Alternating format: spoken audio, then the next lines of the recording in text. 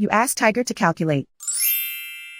This deals with linear inequalities with one unknown. The final result is x greater than 7 over 3 greater than 21 over 3. Let's solve it step by step. Simplify the expression. Simplify the arithmetic.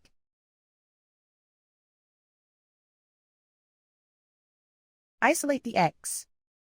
Divide both sides by -3. Whenever you multiply or divide by a negative, reverse the inequality sign.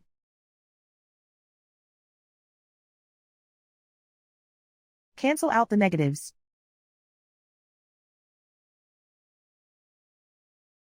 Simplify the fraction.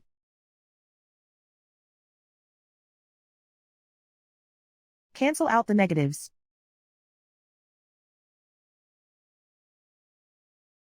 Plot the solution on a coordinate grid.